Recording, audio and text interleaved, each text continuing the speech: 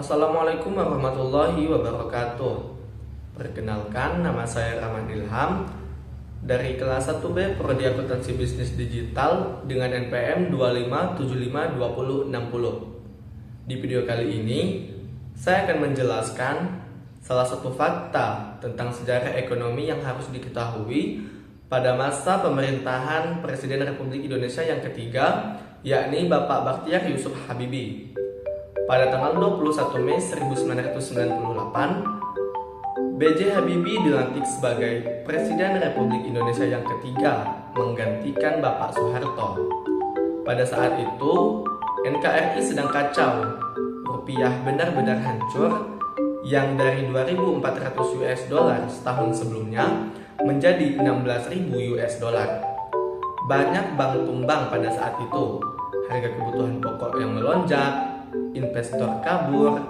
Pada saat itu juga Indonesia benar-benar di ujung kehancuran ekonominya. Pada saat itu banyak orang yang meragukan Bapak Bakhtiar Yusuf Habibie ini.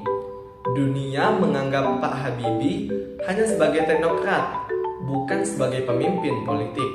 Tapi dia tahu tak ada waktu untuk pembuktian diri. Rupiah harus distabilkan, bank harus diselamatkan, dan ekonomi pun harus segera dipulihkan. Perbankan diambang kehancuran, kredit macet melonjak, bank kehilangan likuiditas, kepercayaan publik anjlok, dan jika dibiarkan, sistem keuangan negara bisa kolaps total.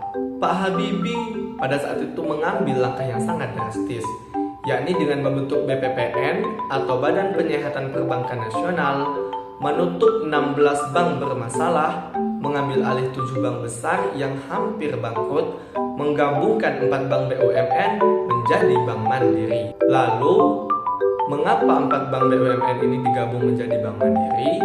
Karena pada saat itu, keempat bank itu sama-sama sekarat akibat kredit macet. Menggabungkannya lebih efisien ketimbang menyelamatkan satu persatu. Tetapi menyelamatkan bank itu butuh dana yang besar, bukan kecil. Habibie menerbitkan obligasi atau surat utang sebesar 650 triliun untuk menyuntik perbankan. Murah? Tentu tidak.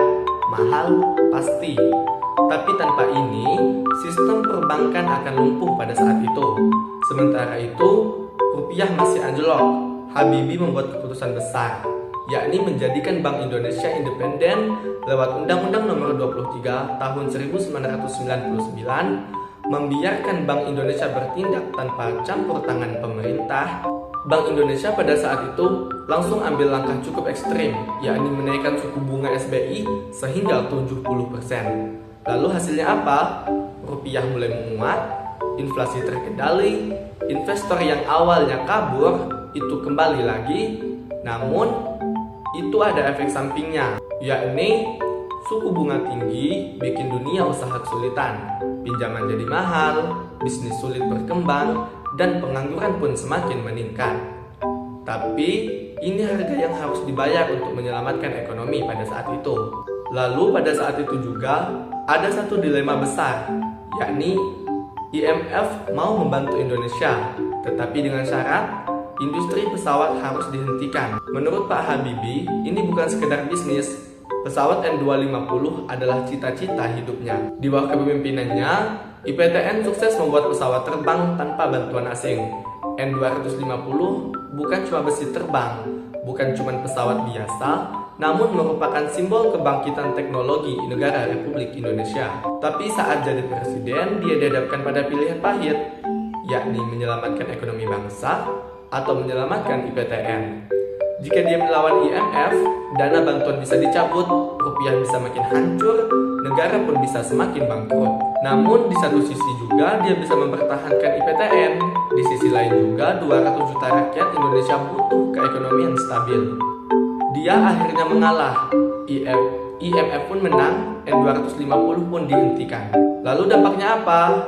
IPTN mati suri, 16.000 pekerja kehilangan pekerjaan, Indonesia kehilangan momentum di industri pesawat. Buat Pak Habibie, ini keputusannya menghancurkan bagi hatinya. Tapi dia tetap yakin, saya rela kehilangan IPTN asal NKRI tetap berdiri. Habibie menelan luka pribadinya demi kepentingan bangsa Indonesia.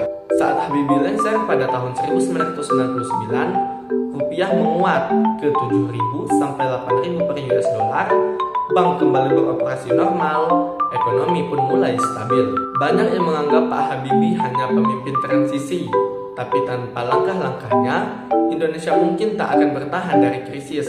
Ia tak hanya menyelamatkan ekonomi, tapi memastikan negara ini tetap berdiri, meski dengan segala risiko yang ia hadapi. Cukup sekian video kali ini. Terima kasih. Wassalamualaikum warahmatullahi wabarakatuh.